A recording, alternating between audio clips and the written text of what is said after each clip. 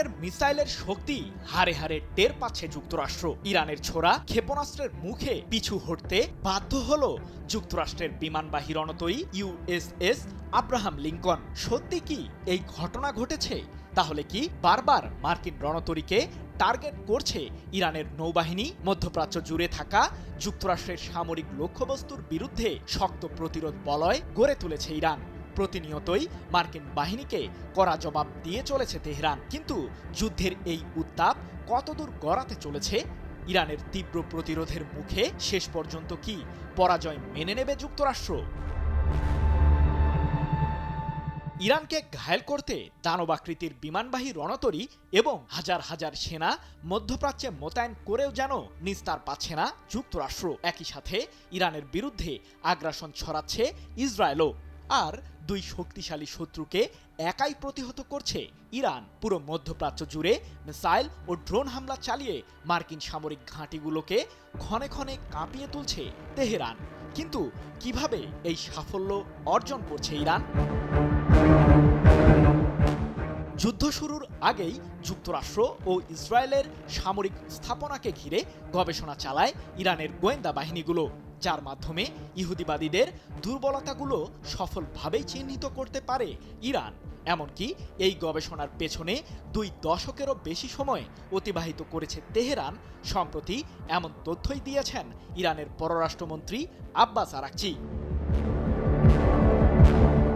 কেবলমাত্র গবেষণার উপর ভিত্তি করে যে অপেক্ষাকৃত কম শক্তিশালী সমরাস্ত্র দিয়ে শত্রুপক্ষকে ঘায়েল করা সম্ভব, তার উজ্জ্বল দৃষ্টান্ত স্থাপন করেছে ইরানের সামরিক বাহিনী। বর্তমানে যেসব ক্ষেপণাস্ত্র মার্কিন ও ইসরায়েলি সামরিক লক্ষ্যবস্তুর বিরুদ্ধে নিক্ষেপ করছে ইরান, সেগুলো মূলত 2012 থেকে 2014 সাল পর্যন্ত তৈরি করেছিল ইরানের বিজ্ঞানীরা। তাই তো ইরানের সামরিক বাহিনী অত্যন্ত গর্বের সাথেই বলছে তাদের সামরিক বহরে এখনও অত্যাধুনিক অস্ত্রের মজুদ রয়ে গেছে।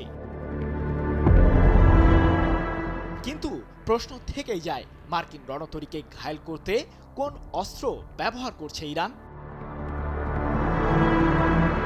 সম্প্রতি মার্কিন প্রেসিডেন্ট ডোনাল্ড ট্রাম্প দাবি করেন যে যুক্তরাষ্ট্রের মূল ভূখণ্ডে হামলা চালানোর জন্য ইরান তৈরি করছে আন্তঃমহাদেশীয় ব্যালিস্টিক মিসাইল বা আইসিবিএম। যদিও ট্রাম্পের এই দাবিকে ভিত্তিহীন আখ্যা দিয়েছে তেহরান, তবে মার্কিন বিমানবাহী রণতরীকে পারস্য উপসাগরীয় অঞ্চল থেকে বিতাড়িত করার ছক এঁকে তাতে সফলও হয়েছে ইরান।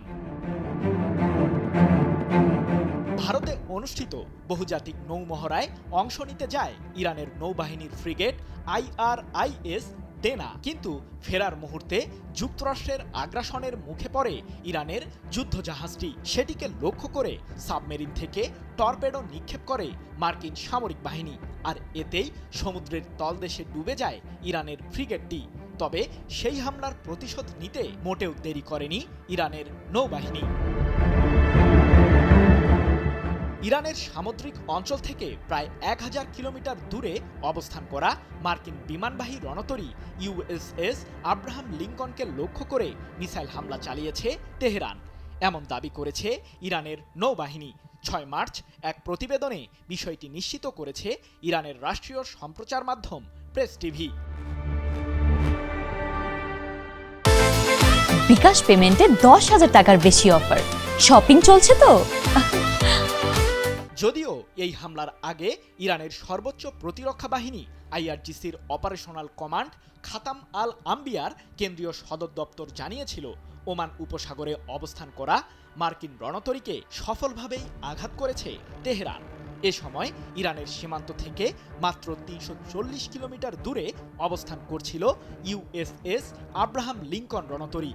তবে IRGCর হামলার পর মার্কিন বিমানবাহী রণতরীটি পিছু হটতে বাধ্য হয়, যা পরবর্তীতে 1000 কিলোমিটার দূরে পাড়ি জমায়। সৃজন মাহমুদ, নিউজ 24।